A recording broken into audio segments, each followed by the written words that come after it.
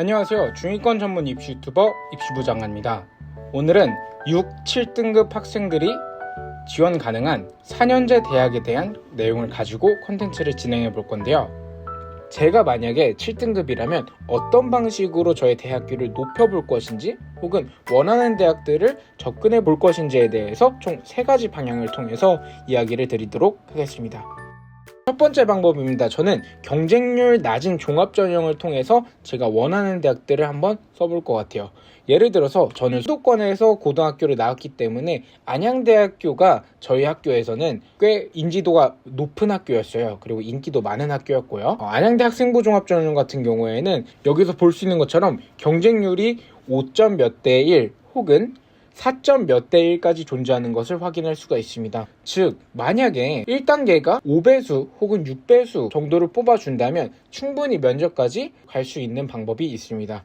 이렇게 1단계에서 6배수나 5배수를 선발하게 된다면 상대적으로 1단계를 통과할 가능성이 높아지는데요.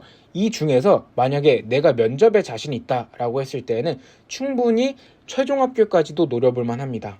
실제로 제가 지도했던 학생들 중에서도 6점대의 성적으로 안양대학교 학생부 종합전형을 합격한 경우도 상당히 많이 있었습니다. 더군다나 올해 같은 경우에는 안양대학교가 작년까지는 5배수를 1단계에서 선발했는데요. 6배수로 늘어났습니다. 그러면 상대적으로 면접평가까지 갈 수 있는 인원들이 많아졌다는 거겠죠. 그러면 물론 면접평가의 난이도는 조금 더 높아졌을지라도 정말로 면접에 대해서 자신이 있고 준비를 잘할 자신이 있다라고 생각을 하실 때에는 이렇게 경쟁률 낮은 종합전형을 통해서 집 주변의 대학들이나 혹은 본인이 원하던 대학들에 한 번쯤은 지원해보는 것도 나쁘지 않을 것 같습니다. 그 이유에 대해서 말씀드리자면요. 제가 앞서 말씀드린 10개 대학들 중에서는 10개 대학들이나 혹은 그 외의 대학들 중에서 우리 6, 7등급이 주로 지원하는 대학들 중에서 상당히 많은 학교들이 정시까지도 결원이 발생하면서 추가 모집에서도 마찬가지로 경쟁률 미달이 나는 경우가 있습니다. 그렇기 때문에 아무리 학교 선생님이 추천한 학교더라도 굳이 추가 모집에서까지 미달이 나는 대학을 지금 쓸 필요는 없습니다.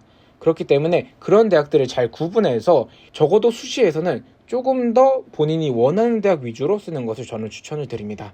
그 다음으로 조기취업형 계약학과 전형인데요. 조기취업형 계약학과는 가천대와 한양대학교 에리카가 가장 인기가 많습니다. 그럼에도 불구하고 기업마다 편차가 커서 경쟁률이 매우 낮은 경우가 다소 존재하는데요. 조기취업형 계약학과의 운영 방식에 대해서 간단하게 설명을 드리자면요. 입학과 동시에 기업의 취업이 확정이 됩니다. 1학년 동안은 대학에서 일반적인 학과와 비슷하게 교육이 진행이 되고요. 2학년부터 실제로 일과 학업을 병행을 하게 됩니다. 온라인 수업을 하는 경우도 있고 주말이나 퇴근 이후에 수업을 하는 경우가 있습니다. 실제로 지금 띄어져 있는 이미지는 한양대학교 에리카의 전년도 조기취업형 계약학과 경쟁률 현황인데요. 실제로 1대1에서 혹은 3대1, 2대1까지도 다양하게 존재하는 것을 볼 수가 있습니다. 일반적인 학생부 종합과 비교했을 때는 경쟁률이 매우 낮습니다. 그렇기 때문에 조기취업형 계약학과를 통해서 한 번쯤은 더 기회를 보는 것도 괜찮을 것 같다라는 생각을 합니다. 마지막 3번째입니다. 저는 조금 더 공격적인 수시를 우리 6에서 7등급 학생들은 해봤으면 좋겠다라는 생각을 합니다.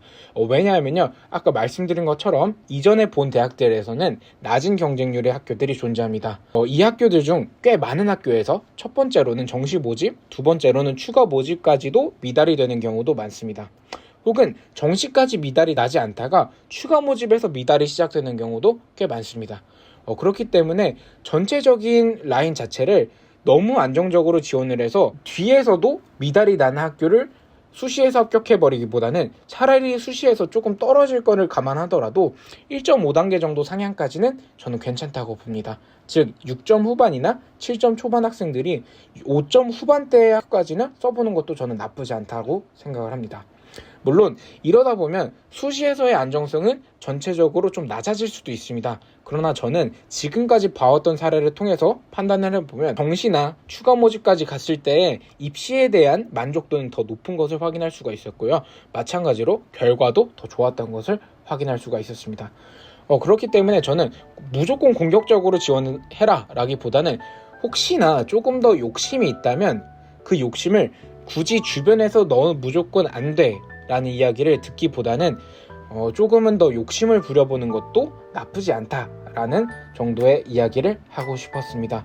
조기 취업형 계약학과에 대해서는 제가 작년에도 합격한 학생들이 존재하기 때문에 해당 학생들의 사례를 통해서 조금 더 자세하게 준비하는 방법에 대해서 앞으로 풀어볼 예정이고요. 5등급, 4등급, 3등급 학생들까지 조금 더 넓은 범위에서 등급별 대학들을 함께 찾아보는 것을 컨텐츠로 제작하고자 합니다.